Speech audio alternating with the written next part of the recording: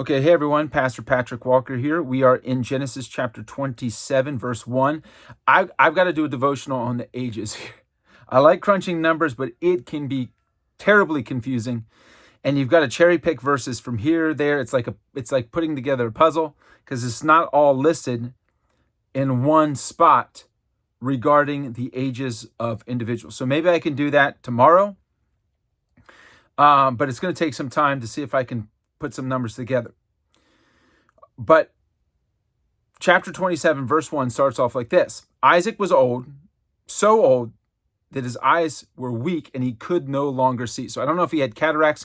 We know from Genesis chapter 35, verse 28, that he lived to be 180. And we know at this point that he had to be less than 160 when his eyes went bad. So I picture him sitting in bed. He looks pretty docile in this chapter. Like he really can't cook. He can't do anything himself, but yet he lives another 20 years. We know that because in chapter 31, so 4 chapters from here, we find out that Jacob, after he steals the blessing of his brother, Esau, flees for his life, goes up north, marries, and stays up north for 20 years before returning. And when he returns, his mother has passed away, but his father is still alive after 20 years. And if the father lives to be 180, that means the maximum age that he could be here in verse 1 is a little less than 160. And I'm going to see if I can crunch those numbers and find out exactly how old approximately he is, because we have the age of Jacob's son, Joseph. If we put all these numbers together, Jacob is elderly. You get the idea he's a teenager here, but honestly, he's like in his 70s, 80s, 90s. So I'm going to get the exact numbers and I'll give you an update because that just came up as I got ready to record this. So his eyes are so weak, he calls his favorite son Esau. Now they were twins. You shouldn't have favorites, but he loved Esau more than he loved Jacob. Jacob was a mama's boy. Esau, the red-haired hunter, was a father's. And Isaac loved being outside. He loved creation. He loved spending time outdoors, which is why he liked Esau. Jacob was more of a tent dweller. And so he spent more time with mom. So he calls in Esau. He says, I want to give you my blessing. Go out, hunt some game, make me my favorite dish so I can bless you. Well, Rebecca, his wife, is listening from the other side of the fabric of the tent. Sound travels when you're living in tents. So she immediately goes to her son, her favorite son, Isaac, and says, hey, this is what we need to do. Listen to your mom. Listen to me. I've got a plan. If this goes wrong, let the curse be on my head, on my shoulders. So they prepare a goat.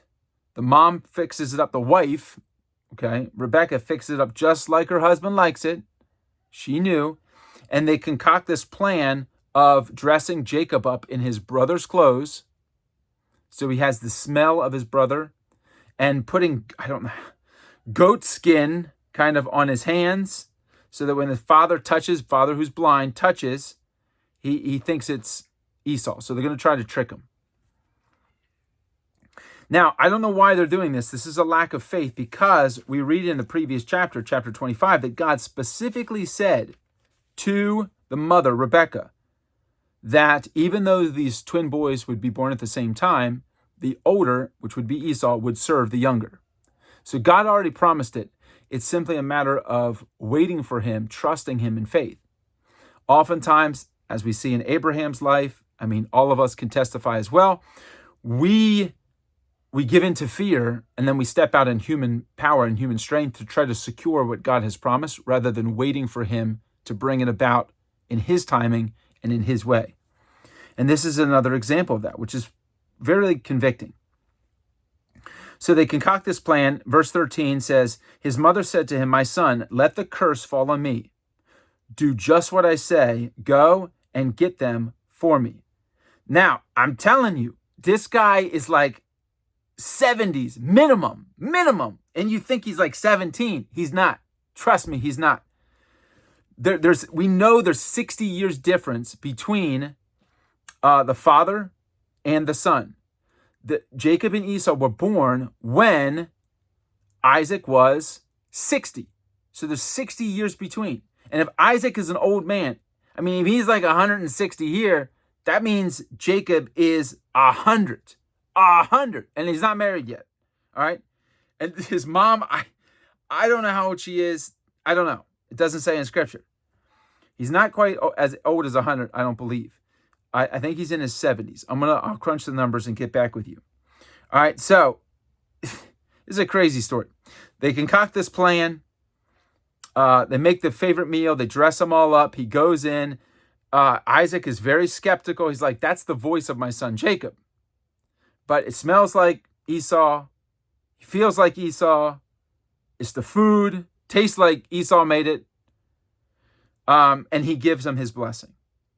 And it says, no sooner had he left the presence of his father, this is verse 30, that here comes Esau back from hunting. He's been successful. He prepares the meal. He goes into his father. Father, here I am. I'm ready for the blessing. Here's your favorite meal. And Isaac is like, oh my gosh, I just gave away the blessing. Who was that? And Esau says in verse 35, or Isaac says in verse 35, your brother came deceitfully and took your blessing. And Esau says in verse 36, isn't he rightly named Jacob? Now the word Jacob, the name Jacob means deceiver. That's what he's named. So he's living up to his name. Name is really important. I think a name communicates. That's why we tried to name each one of our children after biblical characters and with biblical meaning. And that is part of their calling. That's part of their purpose. That was part of our prayer for each one of our children, is the naming of the child. So Jacob's name means deceit or deception, deceiver. And God's going to give him a new name in the chapters to come. But he's got to learn some lessons first. So ever since Esau finds out, he is so angry, he holds a grudge, he's going to kill his brother. As soon as his father dies, he's going to kill his brother. So everybody seems, Isaac feels like he doesn't have much time left. And Esau is like, I'll just hold this grudge until my father dies. So you get the sense that he didn't think his father had much time. But the father literally lives well over 20 more years. I don't know how that's possible. You see him kind of, you envision him being bedridden. I mean, how does he go to the bathroom? How does he eat? But yet he lives for another 20 years to 180. So we'll find out. Again, I want to crunch these numbers because now I've got myself really interested. But I will say this.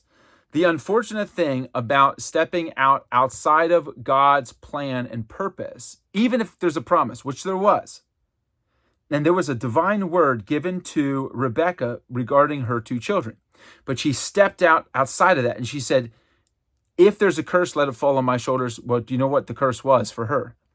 After her son Jacob had to flee for his life, because Esau said, I'm going to kill my brother, as soon as my father dies.